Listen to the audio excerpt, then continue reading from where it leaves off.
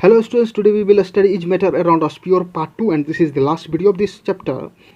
इस वीडियो में हम लोग पढ़ेंगे heterogeneous mixture के बारे में and the example of heterogeneous mixture, type of heterogeneous mixture that is suspension and colloidal solution, different types of colloidal solution, separation of different types of mixtures. तो आइए इस वीडियो को हम लोग शुरू करते हैं। सबसे पहले heterogeneous mixture, इसका एक टाइप है सस्पेंशन। इसमें सॉलिड पार्टिकल्स डिजॉल्व पूरी तरीके से नहीं हो पाते हैं बल्कि remain suspended through out the bulk of the medium. तो पूरे मीडियम ये सस्पेंडेड रहते हैं, घूमते रहते हैं। Particles in suspension are visible through naked eyes, हम उसको अपनी आंखों से देख सकते हैं। जैसे sand in water, salad, dry fruit mixture, concrete जिसमें कि सीमेंट, बालू, वाटर, ये सारी चीज़ें मिली होती है कंक्रीट में। ये भी एग्जांपल है हेट्रोजीनियस मिक्सचर का और सस्पेंशन का। Sea water is also an example of heterogeneous mixture. Properties क्या क्या हैं सस्पेंशन के? तो सबसे पहले ये हेट्रोजेनियस मिक्सचर है। इसके पार्टिकल्स को हम नेक्ड आई से देख सकते हैं। इसके पार्टिकल्स का साइज 100 नैनोमीटर डायमीटर में बड़ा होता है। तो डायमीटर में 100 नैनोमीटर से ज़्यादा होगा इसके पार्टिकल्स का साइज। 1 नैनोमीटर में 10⁻⁹ मीटर। अब अगर कोई 1 सेंटीमीटर डायमीटर का पत्थर का टुकड़ा है, अगर उसको हम पानी में डाल दें तो भी वो एग्जाम्पल होगा सस्पेंशन का। Particles scatter beam of light, thus make path of light visible, और ये लाइट ऑफ पाथ को विजिबल बनाते हैं। इसके पार्टिकल्स स्कैटर कर देते हैं बीम ऑफ लाइट को, बिखेर देते हैं और उससे पाथ विजिबल हो जाता है लाइट का। लेकिन कब तक? जब तक ये सस्पेंडेड रहते हैं थ्रू आउट द मीडियम। अगर हम इसको छोड़ दें अनडिस्टर्ब, लेफ्ट अनडिस्टर्ब, तो इसके पार्टिकल्स धीरे धीरे सेटल डाउन हो जाते हैं। जैसे कि पानी में बालू मिलाकर अगर उसको कुछ देर के लिए हम छोड़ देते हैं तो जितने भी सैंड है, बालू है, वो धीरे धीरे नीचे बॉटम में बैठ जाते हैं, सेटल डाउन हो जाते हैं। इसके पार्टिकल्स को हम सेपरेट कर सकते हैं बाय फिल्टरेशन, छाँक कर फिल्टरेशन करके इसके पार्टिकल्स को हम अलग कर सकते हैं। जैसे पानी में बालू मिला हुआ है, मिट्टी मिला हुआ है, तो हम उसको छान कर अलग कर सकते हैं। इसके पार्टिकल्स जब सेटल डाउन हो जाते हैं तब ये बीम ऑफ लाइट को स्कैटर नहीं करते हैं। लेकिन जब तक सस्पेंडेड रहते हैं थ्रू आउट द मीडियम तो लाइट ऑफ पाथ विजिबल होता है, स्कैटर करता है। लेकिन अगर सेटल डाउन हो गया है तो फिर नहीं करता है। हेट्रोजेनियस के मिक्सचर के एग्जांपल है सलाद है, फ्रूट सलाद, पलिया है, चिकपीस है, मिल्क एंड सीरियल्स है। ये सारे एग्जांपल हैं हेट्रोजेनियस मिक्सचर के। इसे हम तो चुनकर अलग कर सकते हैं, इसको तो फिल्टरेशन करने की जरूरत भी नहीं पड़ेगी। Colloidal solution, this is also a heterogeneous mixture but appears like homogeneous mixture. क्यों? क्योंकि पार्टिकल्स के जो साइज होते हैं इसमें वो सस्पेंशन से छोटे होते हैं, लेकिन होमोजेनियस मिक्सचर या ट्रू सॉल्यूशन से इसके पार्टिकल्स के साइज बड़े होते हैं। Size of particles are between 1 nanometre to 1 micrometre in diameter. इसके पार्टिकल्स के साइज होते हैं। इसमें जो पार्टिकल्स होते हैं वो यूनिफॉर्मली स्प्रेड रहते हैं through out in colloidal solution. पूरे कोलाइडल सॉल्यूशन में थ्रू आउट एकदम फैले हुए रहते हैं, इसलिए हमको ये होमोजीनियस जैसे दिखाई देते हैं। मिल्क में हम पानी मिला देंगे तो वो ऐसा लगेगा कि वो एकदम होमोजीनियस मिक्सचर हो गया है, क्योंकि उसके सारे वाटर के पार्टिकल्स उसमें through out suspended, through out uniformly spread हो जाते हैं। तो ऐसा हमको लगेगा, लेकिन एक्चुअली वो हेट्रोजीनियस मिक्सचर होता है। प्रॉपर्टी क्या है कोलाइडल सॉल्यूशन के? तो ये एक हेट्रोजेनियस मिक्सचर है। पार्टिकल्स को हम इसके नेक्ड आइज से नहीं देख सकते हैं। ये बीम ऑफ लाइट को स्कैटर करता है और मेक्स पाथ विजिबल। चाहे हम इसको 1 घंटे के लिए छोड़ दें या ज़िंदगी भर के लिए छोड़ दें, उससे कोई मतलब नहीं है। इसके पार्टिकल्स सेटल डाउन नहीं होते, नीचे बैठते नहीं है सस्पेंशन जैसे, और ये हमेशा पाथ ऑफ लाइट को विजिबल बनाते हैं क्योंकि ये स्कैटर करते हैं, बीम ऑफ लाइट को बिखेरते हैं। Particles do not settle down if left untouched. Particles cannot be separated through the process of filtration. Filtration process से हम क्या दूध और पानी को अलग कर सकते हैं? नहीं कर सकते हैं। दूध में क्रीम मिला हुआ है, क्या हम उसको अलग कर सकते हैं? नहीं कर सकते हैं। तो इसके कैसे अलग करेंगे? तो थ्रू सेंट्रीफ्यूगेशन टेक्निक। इसके लिए एक टेक्निक है जिसका नाम है सेंट्रीफ्यूगेशन टेक्निक।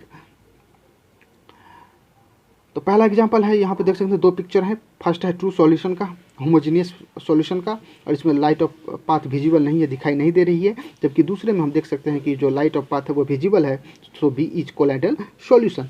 क्यों हो जाता है पाथ ऑफ लाइट विजिबल? क्योंकि इसके पीछे का रीजन है क्योंकि इसके पार्टिकल्स का जो साइज होता है वो लगभग लाइट के जो पार्टिकल्स बने होते हैं, खास करके फोटोन से मिलकर बने होते हैं लाइट, तो उसके पार्टिकल्स के साइज के लगभग बराबर में होते हैं। तो ये क्या करते हैं, बराबर 2 इक्वल ताकत की लोग हैं, इक्वल हाइट के लोग हैं, तो फिर आपस में टकराएंगे, तो फिर टकराएंगे तो लाइट का पाथ क्या हो जाता है, विजिबल हो जाता है। Tyndall effect, visible path of light या सनलाइट जो भी हो, ये टिंडल इफेक्ट कहलाता है, लाइट का पाथ विजिबल होना। Mixture of water and milk shows Tyndall effect. Starch solution, this will also a colloidal solution and shows Tyndall effect. Canopy of A dense forest में canopy, हम लोग picture आगे देखेंगे, ये भी टिंडल इफेक्ट शो करता है। तो 2 कंपोनेंट होते हैं कोलाइडल सॉल्यूशन के लिए, एक है डिस्पर्स्ड फेज और दूसरा है डिस्पर्सिंग मीडियम। डिस्पर्स्ड फेज किसको कहते हैं? तो ये सॉल्यूट लाइक कंपोनेंट्स होते हैं, सॉल्यूट, चाहे वो सॉलिड हो, लिक्विड हो या गैस हो, कुछ भी हो। और dispersed particles in A colloidal solution, तो कोलाइडल सॉल्यूशन में डिस्पर्स्ड होने वाले पार्टिकल्स को हम डिस्पर्स्ड फेज कहते हैं, ये सॉल्यूट लाइक मानकर चलेंगे। दूसरा है डिस्पर्सिंग मीडियम, जिसमें ये डिस्पर्स्ड होते हैं, ये डिस्पर्स्ड फेज जिसमें आकर सस्पेंडेड होते हैं, तो उसको हम कहते हैं डिस्पर्सिंग मीडियम। उस कंपोनेंट्स को ये सॉल्वेंट की तरह काम करता है, जिसमें जाके घुल जाता हो। Colloidal are classified on the basis of solid, liquid and gas, 3 basis पर इसको कोलाइडल सॉल्यूशन को बांटा गया है। हम लोग एक एक करके सबको देखते हैं। आप देख सकते हैं ये टिंडल इफेक्ट है, Tyndall effect canopy of dense forest, हमारे स्काई में भी दिखता है कभी कभी टिंडल इफेक्ट, तो आप देख सकते हैं। Common example of colloidal solutions, ये आप ही के बुक से है। अगर डिस्पर्स फेज लिक्विड हो, यानी सॉल्यूट जो घुलने वाला हो वो लिक्विड हो, और डिस्पर्सिंग मीडियम जिसमें घुल रहा हो वो अगर गैस हो, तो इस टाइप को हम कहते हैं एरिसोल। और एग्जांपल है fog, cloud, mist, these are example of aerosol. और एक एग्जांपल है सॉलिड डिस्पर्स फेज हो लेकिन डिस्पर्सिंग मीडियम गैस हो, गैस में सॉलिड घुल रहा हो, तो वो भी एरिसोल ही कहलाता है। एग्जांपल है स्मोक, ऑटोमोबाइल एग्जॉस्ट, गाड़ी से आप बाइक वगैरह से जो धुआं निकलता है, आप उसको कभी कागज़ पे जमा करके या हाथ पे जमा करके देखेंगे तो कुछ देर के बाद उसको आपको लगेगा वो पाउडर है, पाउडर जैसा उसमें महसूस होगा, काला ब्लैक कलर का एकदम डस्ट। तो solid in gas, this is example of aerosol. Dispersed phase gas और डिस्पर्सिंग मीडियम लिक्विड तो फोम कहलाता है, जैसे shaving cream. Disperse phase liquid है और डिस्पर्सिंग मीडियम जिसमें घुल रहा हो वो भी लिक्विड है, तो वो इमल्सन कहलाता है, जैसे मिल्क इमल्सन का एग्जांपल है, फेस क्रीम, फेस वॉश, ये सारे एग्जांपल हैं इमल्सन के। इसके बाद है सॉलिड इन लिक्विड, यानी सॉलिड है डिस्पर्स्ड फेज और लिक्विड है डिस्पर्सिंग मीडियम, तो वह सोल कहलाता है, जैसे milk of magnesia, mud, ink, blood, हमारे शरीर का ब्लड, पेंट, ये सारे एग्जांपल हैं किसके? तो सॉल के। तो आप और भी एग्जांपल इसमें ऐड कर सकते हैं, blood, ink, paint, these are example of sol यानी solid in liquid. Gas in solid, ये फोम कहलाता है, फोम, रबर, स्पंज, पुमाइस, ये सारे एग्जांपल हैं फोम के। लिक्विड इन सॉलिड, ये जेल कहलाता है, जेल, जैसे जेली, चीज़, बटर, ये सारे एग्जांपल हैं जेल के। Solid in solid, dispersing medium भी सॉलिड और डिस्पर्स फेज भी सॉलिड, तो यह सॉलिड सॉल कहलाता है। Coloured gemstone, milky glass, these are example of solid sol. Separation of the components of mixture, mixture के कंपोनेंट्स को हम कैसे सेपरेट करेंगे?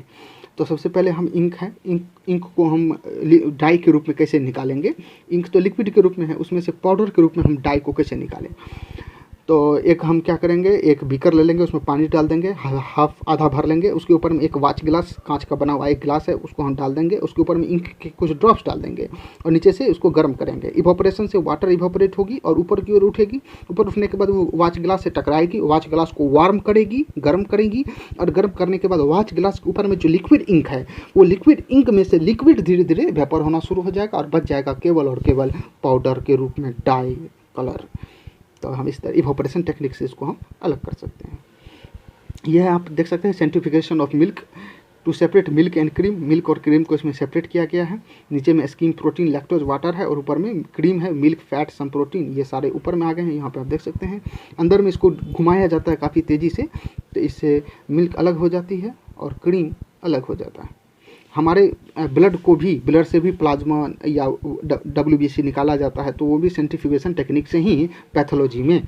तो हम देखते हैं इसको, यहाँ पे आप देख सकते हैं हम ब्लड लिया गया है, RBCs, और इसमें प्लाज्मा भी मिला हुआ है, RBC भी मिली हुई है, और इसको मशीन में डालकर काफ़ी तेज़ी से देख सकते हैं रोटेट किया जाता है। रोटेट करने से क्या होती है कि प्लाज्मा ऊपर आ गई, जो कि हमारे ब्लड में लगभग 55% होती है।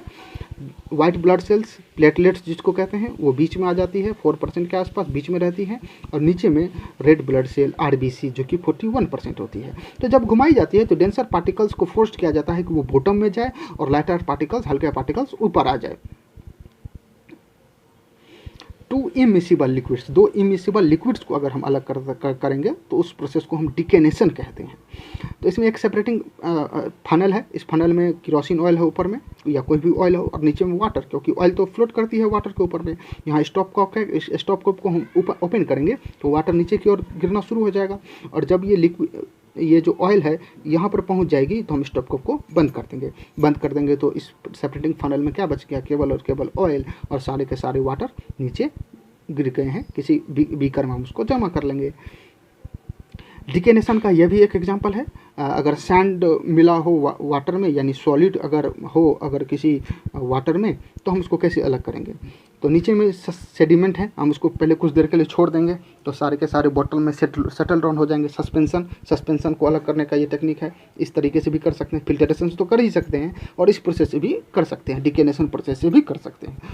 तो बालू सेंड मान लेते हैं नीचे की में सेटल डाउन हो गया, ऊपर में सुपरटेंट है यानी वाटर है केवल और केवल। इस वाटर को धीरे धीरे धीरे बीकर से इस ग्लास रॉड के ऊपर में गिराएंगे धीरे धीरे, तो वाटर इसमें सारे सुपरटेंट जमा होते चले जाएंगे और लास्ट में इसमें क्या बच जाएंगे, केवल और केवल सेडिमेंट यानी सैंड, बालू एग्जाम्पल के लिए।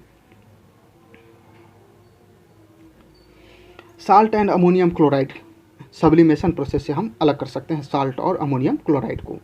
अमोनियम क्लोराइड NH4Cl ये डायरेक्टली चेंज हो जाता है from solid to gas when it is heated. जब इसको गर्म करते हैं तो ये डायरेक्टली चेंज हो जाता है गैस में, फ्रॉम सॉलिड टू गैस। और हम लोगों ने प्रीवियस वीडियो में पढ़ा है जब कोई भी सॉलिड से डायरेक्ट गैस में कन्वर्ट हो जाए तो वो उसे हम सब्लिमेशन प्रोसेस कहते हैं, या उसको हम सब्लिमेशन कहते हैं। और ऐसे पार्टिकल को जो डायरेक्ट सॉलिड से गैस में कन्वर्ट हो जाए उसे हम सबलाइम कहते हैं।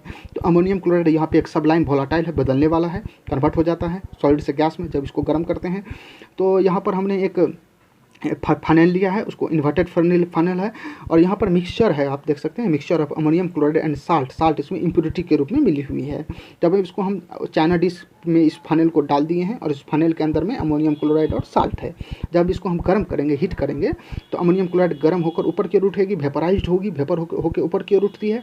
और यहाँ पर धीरे धीरे ऊपर तो टेम्परेचर फनेल में कम है तो यहाँ पर जाके ये कंडेंस होना शुरू होगा और यहाँ पे चिपक जाएगा, ये जमा हो जाएगा, सॉलिडिफाई हो जाएगा अमोनियम क्लोराइड। और ऊपर से हम कॉटन प्लग से इसको बंद कर दिए ताकि वेपर होकर बाहर ना निकल जाए, और नीचे में बच जाएगा और केवल साल्ट। तो इस तरीके से हम अलग कर सकते हैं अमोनियम क्लोराइड को और साल्ट को। और भी कुछ सबलाइम के एग्जांपल है, हम लोगों ने प्रीवियस वीडियो में पढ़ा है, प्रीवियस चैप्टर में, camphor, naphthalene ball, anthracene, these are example of sublime. Separation of colour pigments in dye by chromatography technique. कोई भी कलर अगर हम लोग देखते हैं जैसे कि ब्लू या ब्लैक इंक देखते हैं तो वो कई सारे कलर से मिलकर बने होते हैं। ब्लू कलर में एक ही तरह के केवल ब्लू और ब्लू कलर नहीं होता है, उसमें 2-3 तरह के कलर होते हैं। हम लोग जो पेन से लिखते हैं वो ब्लू कलर का पेन, क्या उसमें केवल और केवल आपको ब्लू कलर नज़र आता नहीं, अगर आप सही ढंग से देखेंगे तो उसमें और भी कई तरह के कलर पिगमेंट्स होंगे। उसमें ब्लैक कलर में 3-3 तरह के 4-4 तरह के कलर पिगमेंट होते हैं। ब्लू कलर में 2-3 कलर टाइप के कलर मिले होते हैं ब्लू कलर के लिक्विड में, पेन में जो इंक होता है। तो उसमें जो अलग अलग तरह के हैं उसको हम कैसे अलग करेंगे, कलर के पिगमेंट्स को हम कैसे अलग करेंगे। तो सबसे पहले एक फ़िल्टर पेपर ले लेंगे। एक फ़िल्टर पेपर के ऊपर में 3 सेंटीमीटर एबव एक लाइन पेंसिल से ड्रॉ कर लेंगे और वहाँ पर हम इंक, चाहे वाटर सोल्यूबल इंक, चाहे वो स्केच पेन का हो या फाउंटेन पेन का हो, उसके सेंटर में, यहाँ पर आप देख सकते हैं सेंटर में डाल देंगे इंक को, उस पेंसिल से जो लाइन ड्रॉ किए हैं 3 centimetre above the filter paper from the bottom, और उसको सूखने के लिए छोड़ देंगे। इसके बाद फिर फिल्टर पेपर को एक जार में, एक ग्लास में, बीकर में या टेस्ट ट्यूब में, जिसमें भी हो, हम उसमें उसको डाल देंगे। और ये ध्यान रखेंगे कि ये जो इंक वाला पार्ट है, ये जो पेंसिल से ड्रॉ किया हुआ लाइन है जिस पे इंक है, ये just above the water level हो, और उसको छोड़ देंगे ग्लास रॉड से ऊपर, उसके ऊपर में डालकर उसको हम देख सकते हैं कि उसको ढक दिया गया है, छोड़ दिया गया है। अब इसके बाद धीरे धीरे ये वाटर क्या होगा, ऊपर की ओर राइज होगा, ऊपर की ओर बढ़ेगा। तो मान लेते हैं कि ये हमारा एक फ़िल्टर पेपर है और यहाँ पे 3 सेंटीमीटर ऊपर हमने ड्रॉ किया है, यहाँ पर हमारा इंक है और जस्ट अबव यहाँ पे वाटर है, हमारा वाटर। अब धीरे धीरे वाटर ऊपर की ओर बढ़ेगा फिल्टर पेपर में। तो ये जो इंक है इसके अंदर में जितने भी तरह के कलर्स होंगे, जितने भी डिफरेंट टाइप्स ऑफ पिगमेंट्स होंगे, वो भी ऊपर की ओर धीरे धीरे बढ़ना शुरू होंगे, बिखेरना शुरू हो जाएंगे, स्प्रेड होना शुरू हो जाएंगे। और कैसे स्प्रेड होंगे, तो जो सबसे most soluble pigments of colour होगा वो सबसे फास्टर और फार्दर मूव होगा, एबव जाएगा फिल्टर पेपर में, और जो सबसे less soluble pigment of colour होगा वो सबसे नीचे रहेगा, बॉटम में रहेगा। तो जब आप इसको करेंगे इस प्रोसेस को, तो आप देखेंगे कि अगर ब्लैक कलर ही है तो उसमें आपको ब्लू मिल जाएंगे, रेड मिल जाएंगे, और भी कोई एक कलर मिल जाएगा। तो कुछ कलर ऊपर होंगे, कुछ कलर नीचे होंगे, कुछ कलर एकदम बॉटम में होंगे। तो बॉटम में कौन सा कलर होंगे, क्योंकि किस तरह का पिगमेंट का कलर होगा, तो जो लेस सोल्यूबल होगा, जो सबसे कम घुलने वाला होगा उस लिक्विड में, वो इंक में जो सबसे कम घुलनशील होगा, वो सबसे नीचे रहेगा। और जो इंक है, लिक्विड जैसा इंक है, उसमें जो सबसे ज़्यादा घुलने वाला पिगमेंट होगा वो सबसे ऊपर चले जाएगा। तो अलग अलग तरह के पिगमेंट हमको, अलग अलग तरह के कलर हमको मिल जाएंगे। Separation of colour pigments in dye by chromatography technique. Chroma word से आया है क्रोमेटोग्राफी, और ये ग्रीक वर्ड है जिसका मीनिंग होता है कलर, और इस टेक्निक का सबसे पहले यूज़ किया गया था ग्रीक में ही, separation of different colours in dye. It is a technique used for separation of different solutes that dissolve in the same single solvent। तो एक ही सिंगल सॉल्वेंट होता है हमारा इंक जिससे हम लिखते हैं, लेकिन उसके अंदर में अलग अलग तरह के कई तरह के सॉल्यूट घुले हुए रहते हैं। तो उन सबको अलग करने का टेक्निक क्या कहलाता है? Chromatography technique. Separation of two miscible liquids, दो मिसिबल लिक्विड्स को अलग करने का प्रोसेस डिस्टिलेशन प्रोसेस है।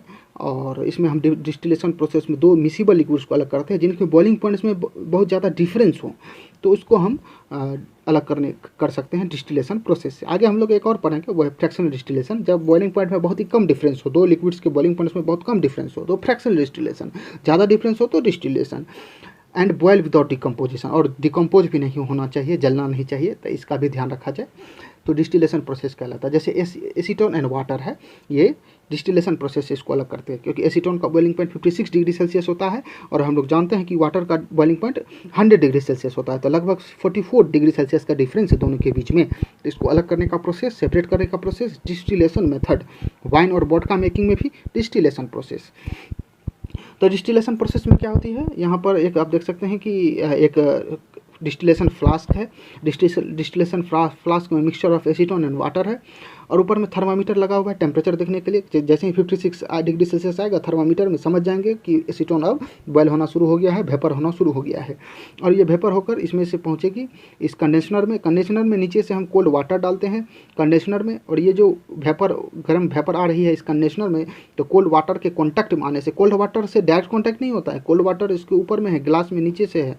यहाँ पे आप देख सकते हैं कि कोल्ड वाटर ऊपर और नीचे है, ऊपर में और नीचे में कोल्ड वाटर है, बीच में से ही वो वेपर निकलती है।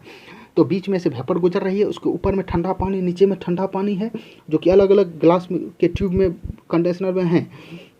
और जैसे ही उस ग्लास के ट्यूब के कांटेक्ट में से ये वेपर हुआ एसीटोन आता है, तो वो कंडेंस होना शुरू हो जाता है, ठंडा होना शुरू हो जाता है। डायरेक्ट कांटेक्ट में आएंगे तो मिल ही जाएंगे, तो फिर इसके बाद ठंडा होने के बाद ये एसीटोन इसमें, इस बीकर में जमा हो जाता है। तो इस तरीके से हम इसको अलग कर सकते हैं। इसके बाद है फ्रैक्शनल डिस्टिलेशन। फ्रैक्शनल डिस्टिलेशन में दो लिक्विड्स को अलग किया जाता है जिसकी बॉइलिंग पॉइंट में बहुत ही कम का डिफरेंस हो, लगभग 25 केल्विन का डिफरेंस हो। जैसे कि एग्जांपल के लिए separation of different gases from air. Air में अलग अलग तरह के गैसेस होते हैं, उसमें आपको नाइट्रोजन होते हैं, कार्बन डाइऑक्साइड होते हैं, ऑक्सीजन होते हैं, आर्गन होते हैं, तो सभी को अलग करने के लिए fractional distillation. Petroleum product, crude oil से पेट्रोलियम प्रोडक्ट निकलता है, डीजल, केरोसिन, इसके अलावा पेट्रोल, वैक्स, पैराफिन, मोम, तो इन सभी को अलग अलग करने के लिए फ्रैक्शनल डिस्टिलेशन का ही यूज़ किया जाता है, और ये हम लोगों ने क्लास 8 में पढ़ा था। तो इसमें सभी एपार्ट्स जितने भी इक्विपमेंट्स हैं वो सबके सम से भी रहते हैं सिंपल डिस्टिलेशन के जैसा, लेकिन इसमें एक चीज़ नया ऐड हो जाता है और वो है फ्रैक्शनेटिंग कॉलम। फ्रैक्शनेटिंग कॉलम यहाँ पे आप देख सकते हैं, इसको ऐड किया जाता है डिस्टिलेशन फ्लास्क और कंडेंसर के बीच में, इसको ऐड किया जाता है फ्रैक्शनेटिंग कॉलम को। ये एक ट्यूब होता है, आप देख सकते हैं ये एक ट्यूब है जिसमें कि ग्लास के बीड्स रहते हैं, कांच की कुछ गोलियों टाइप के होंगे, देख सकते हैं बीड्स रहते हैं, और ये प्रोवाइड करते हैं सरफेस फॉर द वेपर्स। जो वेपर इससे आएगा उसके लिए ये सरफेस प्रोवाइड करता है कि वो कूल हो सके, कंडेंस हो सके रिपीटेडली। और फिर इसके बाद इसी कंडीशनर में आते हैं, वही प्रोसेस है। फिर नीचे से कोल्ड वाटर देंगे, कोल्ड वाटर इधर भी होगा, इधर से पूरा एकदम कोल्ड वाटर घूम रहा होगा अंदर में, और इसके कांटेक्ट में जैसे ही ये वेपर हुआ आएगा तो वो और कंडेंस होगा। कुछ वाटर आउटलेट को बाहर निकलने के लिए पानी, ये जो कंडेंसर से निकलने वाला इधर से जो पानी दे रहे हैं कोल्ड वाटर, वो बाहर निकलने के लिए इधर से है, तो वो इससे बाहर हो जाएगा और ये कंडेंस होने के बाद इसमें जमा हो जाएगा। Fractional distillation of crude oil. Crude oil का ये फ्रैक्शनल डिस्टिलेशन आप देख सकते हैं अलग अलग टेम्परेचर पे, diesel, lubricant oil, kerosene, naphthalene, सबसे ऊपर पेट्रोलियम, फिर इसका नेचुरल गैस, रिफाइनरी गैस, बहुत सारी चीज़ें मिलती है, तो आप इसको ऑब्जर्व कर सकते हैं। ये आपके सिलेबस में नहीं है लेकिन देख सकते हैं। Separation of different gases from air. Air से डिफरेंट गैसेस को अलग कैसे करेंगे, तो इसको भी फ्रैक्शनल डिस्टिलेशन से ही अलग करेंगे, हम लोग आगे देखेंगे डायग्राम में। तो हम लोग जानते हैं कि एयर एक होमोजीनियस मिक्सचर है और इसमें बहुत सारे इसके कंपोनेंट्स होते हैं, अलग अलग तरह के कंपोनेंट्स हैं। तो सबसे पहले एयर को कंप्रेस किया जाता है बाय इंक्रीजिंग प्रेशर को इंक्रीज करेंगे तो वो कंप्रेस करेंगे तो वो लिक्विड फॉर्म में आना शुरू हो जाएगा। जब भी गैस को हम कंप्रेस करेंगे, प्रीवियस वीडियो में हम प्रीवियस चैप्टर में पढ़े थे कि कंप्रेशन करेंगे, प्रेशर इंक्रीज करेंगे तो जो गैस है वो लिक्विड में कन्वर्ट हो जाते हैं, लेकिन वो गर्म हो जाएंगे। तो गर्म हो जाएंगे, टेम्परेचर इंक्रीज हो जाएगा उसका, तो हम धीरे धीरे इसको टेम्परेचर को डिक्रीज भी करना पड़ेगा। तो टेम्परेचर को हमको डिक्रीज करना है, प्रेशर को इंक्रीज करना है, लिक्विड फॉर्म में एयर आ जाएंगे। फिर उस लिक्विड एयर को हम अलाउ करेंगे to warm up slowly in fractional distillation column. तो फ्रैक्शनल डिस्टिलेशन कॉलम में हम उसको धीरे धीरे वार्म अप करेंगे। इसके बाद gases get separated at different height, अलग अलग हाइट पे, अलग अलग बॉइलिंग पॉइंट पे सभी गैसेस इसमें से अलग हो जाएंगे। तो आप देख सकते हैं बॉइलिंग पॉइंट ऑक्सीजन का -183 डिग्री, आर्गन का -186, नाइट्रोजन का -196। तो आप देख सकते हैं air percentage air by volume भी दिया हुआ है, सबका वॉल्यूम कितना परसेंटेज एयर में उसके वॉल्यूम के अकॉर्डिंग होती है। तो अगर हमको चाहिए ऑक्सीजन तो we have to separate all other gases. तो हमको अगर ऑक्सीजन चाहिए तो जितने भी ऑल अदर गैसेस हैं उनको हमको क्या करना पड़ेगा, उसमें से निकाल देना पड़ेगा, और लिक्विड फॉर्म में हमको ऑक्सीजन मिलेगी। तो हम लोग आगे डायग्राम के थ्रू समझते हैं। यहाँ पे आप देखेंगे कि एयर दिया गया है, प्रेशर इसमें आई है, प्रेशर इंक्रीज किया गया है दोनों तरफ से। जैसे ही प्रेशर इंक्रीज करेंगे लिक्विड फॉर्म में आएगा, हॉट एयर हो जाएगा, लेकिन गर्म हो जाएगा, तो उसको ठंडा करना पड़ेगा। फ्रीजिंग कोल्ड एयर नीचे से हम देंगे, ये इस ट्यूब से होकर बाहर हो जाएगा, वाटर आउट हो जाएगा, और इसके कॉन्टैक्ट में जो इधर से हॉट आ रहा है, इसके कॉन्टैक्ट में आने से वो हॉट एयर धीरे धीरे कंडेंस होना शुरू हो जाएगा। डायरेक्ट तो वाटर के कॉन्टैक्ट में आएगा तो फिर तो डिजोल्व ही हो जाएगा, तो डायरेक्ट नहीं आना है, ये इस ट्यूब के थ्रू वाटर बाहर चले जाएगा, फ्रीजिंग ठंडा पानी, और इसके कॉन्टैक्ट में जब ये गर्म हॉट एयर आएगी तो वो इसके साथ ठंडा होने लगेगा। ठंडा होने के बाद कोल्ड कंप्रेस्ड एयर, ये कोल्ड कंप्रेस्ड एयर ही है, ये सेपरेटर में आएगी। सेपरेटर से ड्राई आइस के रूप में कार्बन डाइऑक्साइड को बाहर कर लिया जाता है। प्रीवियस वीडियो में मैंने आपको ड्राई आइस का पिक्चर भी दिखाया था। और इसके बाद फिर इस सेपरेटर से ये आती है इसमें एक्सपेंशन जेट में। एक्सपेंशन जेट में ये लिक्विड एयर के रूप में यहाँ आती है। और इसके बाद फ्रैक्शनल डिस्टिलेशन कॉलम में धीरे धीरे वार्म अप होने के बाद नाइट्रोजन अलग अलग हाइट पे, आर्गन फिर इसके नीचे बाहर हो जाती है, और सबसे नीचे में बसता है लिक्विड ऑक्सीजन, जो कि इसमें आकर जमा हो जाती है। तो इस तरीके से सेपरेट किया जाता है डिफरेंट कंपोनेंट्स ऑफ एयर को through fractional distillation method. Crystallization एक प्रोसेस है जो सेपरेट करता है pure solid in the form of its crystal from a solution. तो एक क्रिस्टल के फॉर्म में इसको सेपरेट किया जाता है, प्योर सॉलिड को के फॉर्म में निकाला जाता है, जो कि क्रिस्टल फॉर्म में निकलते हैं फ्रॉम ए सॉल्यूशन, किसी सॉल्यूशन से, लिक्विड सॉल्यूशन से। It is use to purify solid as salts from sea water से नमक इसको हम निकाल सकते हैं। क्रिस्टलाइजेशन प्रोसेस से शुगर, यहाँ शुगर होगा। कॉपर सल्फेट, इसको क्रिस्टलाइजेशन प्रोसेस से हम प्यूरिफाई कर सकते हैं, इसके कंपोनेंट्स को हम सॉलिड कंपोनेंट्स को अलग निकाल सकते हैं।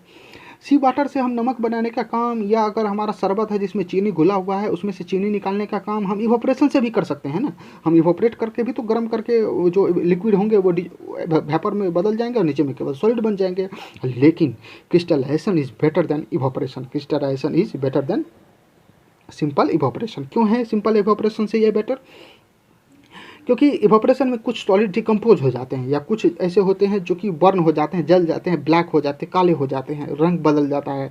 चीनी को अगर हम गर्म इवोपरेशन से आप करके देखिए, गर्म करके, और उसमें से चीनी निकाल कर देखिए शरबत में से, या सी वाटर में से नमक निकाल कर देखेंगे तो उसका एकदम क्रिस्टल क्लियर नहीं मिलेगा, एकदम साफ नहीं मिलेगा, जल सकता है, डिकम्पोज हो सकता है।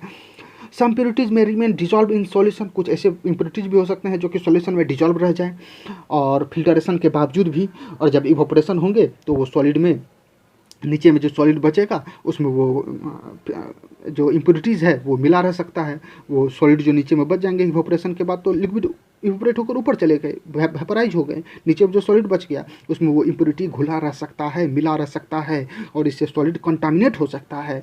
तो इवोपरेशन बेटर टेक्निक नहीं है। बेटर टेक्निक क्या है? Crystallization. So crystallization is better than evaporation. तो क्रिस्टलाइजेशन को आप देख सकते हैं, solution of one solid and insoluble impurity. जैसे सी वाटर ही एग्जांपल के लिए, तो इसको सबसे पहले फिल्टर ऑफ कर लेते हैं। एक्सेस सॉलिड अगर कुछ है तो उसको फिल्टर करके छाँक के अलग कर लिए। फिर इसके बाद जो बचा इवोपरेटिंग डिश में डाल दिए, सी वाटर ही मान लीजिए एग्जांपल में है। फिर इसके बाद धीरे धीरे इसको हम इवोपरेट करेंगे to reduce the volume of solution, ताकि वॉल्यूम ऑफ सॉल्यूशन कम हो जाए, कुछ वेपराइज हो जाए। इसके बाद ट्रांसफर टू लिक्विड डिश, फिर इसके बाद लिक्विड डिश में इसको डाल देंगे। फिर इसके बाद crystal formed after living cool until solution is saturated, एकदम सैचुरेटेड सॉल्यूशन को ठंडा होने के लिए, क्रिस्टल होने के लिए इसमें छोड़ देंगे। क्रिस्टल्स फॉर्म्ड हो जाते हैं after leaving boiling to cool until solution is saturated. जब तक सॉल्यूशन सेचुरेटेड ना हो तब तक ये क्या हो जाते हैं, एकदम क्रिस्टल बन जाते हैं, क्रिस्टल के फॉर्म में आ जाते हैं। वाटर प्यूरिफिकेशन, ये भी आपके सिलेबस में है, तो देख सकते हैं वाटर को प्यूरिफाई किया जाता है। सबसे पहले रिजर्वेयर है, रिजर्वेयर से सेडिमेंटेशन टैंक में लाया जाता है। जो कूड़े कचरे होंगे वाटर में, जो बड़े पार्टिकल्स होंगे, इम्प्योरिटी होगी, उसको सेटल डाउन हो जाता है, वो धीरे धीरे नीचे बैठ जाता है। फिर उसके बाद ऊपर से जो साफ पानी है उसको लोडिंग टैंक में लाया जाता है to sediment the suspended impurity, जो सस्पेंडेड इम्प्योरिटी है वो और सेडिमेंट हो जाए। फिर इसके बाद फिल्टरेशन टैंक, फिल्टरेशन टैंक में ऊपर में वाटर है, नीचे में फाइन सैंड रहती है, उसके नीचे में ग्रेवल्स रहती है, उसके नीचे में क्वार्ट्ज ग्रेवल रहती है। तो धीरे धीरे और भी अगर कुछ इम्प्योरिटी होगी तो वो और नीचे सेटल डाउन हो जाएगी, धीरे धीरे करके सेटल डाउन बैठ जाएगी। फिर इसके बाद ये क्लोरिनेशन में के लिए प्रोसेस के लिए इस टैंक में डाला जाता है, जिसमें जितने भी बैक्टीरिया होंगे उस पानी में सबको मार दिया जाता है। और फिर इसके बाद क्लोरिनेशन के बाद जो वाटर प्यूरिफाई होती है उसे घरों में टैप के थ्रू भेज दिया जाता है। मैग्नेटिक सेपरेशन भी है, जैसे सल्फर और आयरन फिलिंग्स है, इस दोनों को अगर हमको सेपरेट करना हो तो मैग्नेट के थ्रू हम कर सकते हैं। मैग्नेट लगाएंगे तो जितने भी आयरन होंगे उस मैग्नेट से चिपक जाएंगे और नीचे बच जाएगा और केवल सल्फर। या अगर कोई और है पाउडर रूप में और है, अगर उसमें कुछ मैग्नेटिक कंपोनेंट्स है, कुछ मैग्नेटिक मटेरियल्स हैं, तो उसको अलग करने के लिए यहाँ पे देख सकते हैं दो व्हील है, पहला मैग्नेटिक व्हील है, दूसरा नॉन मैग्नेटिक व्हील है। तो इस मैग्नेटिक व्हील के ऊपर में से ये इसके ऊपर से ये पाउडर और गिरती आती है, और ये मैग्नेटिक व्हील से जो नॉन मैग्नेटिक ओर होगा ये यहाँ पर पहले गिर जाती है, और जो मैग्नेटिक ओर होंगे तो वो तो इस मैग्नेटिक व्हील से चिपके रह सकते हैं ना, तो यहाँ पर आकर वो थोड़े से पीछे गिरते हैं, थोड़े से अलग गिरते हैं, तो दोनों अलग अलग हो जाते हैं। तो इस टेक्निक को भी यूज़ किया जाता है, मैग्नेटिक सेपरेशन है ये, मैग्नेटिक कंपोनेंट्स को अलग करने के लिए। Physical change and chemical change, physical change किसी भी मैटर की फिजिकल प्रॉपर्टी होती है, colour, hardness, rigidity, fluidity, density, melting point, boiling point, state, shape, size, freezing point etcetera, this all are physical change. तो any change in physical property is called physical change. इसमें कोई नया substance नहीं बनता है physical change में। जैसे कि एग्जांपल के लिए हम वाटर को हीट करें और वो वाटर वेपर बन जाए, तो वाटर वेपर क्या नया सब्सटेंस हो गया? नहीं, उसको ठंडा करेंगे तो फिर से वाटर बन जाएगा। या वाटर अगर फ्रीज होकर आइस बन जाए तो वो भी फिजिकल चेंज ही है, उसका शेप साइज में बदलाव आ गया, कोई नया सब्सटेंस तो नहीं बना है, कोई नया प्रॉपर्टीज वाले तो नहीं सब्सटेंस बनते हैं। जनरली ये रिवर्सिबल होता है, यानी हम फिर से वापस आ सकते हैं, आइस से हम वाटर जा सकते हैं, वाटर से आइस जा सकते हैं, बदल सकते हैं। एग्जाम्पल देख सकते हैं, evaporation of water, freezing of water, और भी बहुत सारे एग्जाम्पल हैं, देखेंगे हम आगे। Chemical change, chemical change A change in chemical composition, किसी भी मटेरियल के केमिकल कॉम्पोजिशन में चेंज आ जाना, तो इसको हम कहते हैं केमिकल चेंज। ये इरिवर्सिबल होता है, ये इसको हम वापस नहीं कर सकते हैं। It is also called a chemical reaction, और ये केमिकल रिएक्शन भी कहलाता है। इसमें न्यू सब्सटेंस फॉर्म होता है विथ डिफरेंट केमिकल प्रॉपर्टीज, अलग गुण वाले, अलग केमिकल प्रॉपर्टीज वाले नए सब्सटेंस फॉर्म हो जाते हैं। जैसे कि एग्जांपल के लिए हम लोग अगर खाना खाते हैं तो मेटाबॉलिज्म, यानी वो धीरे धीरे हमारे पेट में जाकर डाइजेस्ट हो जाती है, कुछ नया सब्सटेंस फॉर्म हो जाता है। क्या ये हम फिर से खाना वापस कर सकते हैं? क्या नहीं कर सकते, इरिवर्सिबल है। अगर कोई मैंगो है वो रोटेन हो गया, सड़ गया है, तो क्या हम उसको फिर से ठीक कर सकते हैं? नहीं कर सकते हैं। हमने क्रैकर्स को जलाकर, फटाके को आग लगाकर जला दिया, अब क्या फिर से हम उसको फटाके बना सकते हैं? नहीं कर सकते हैं।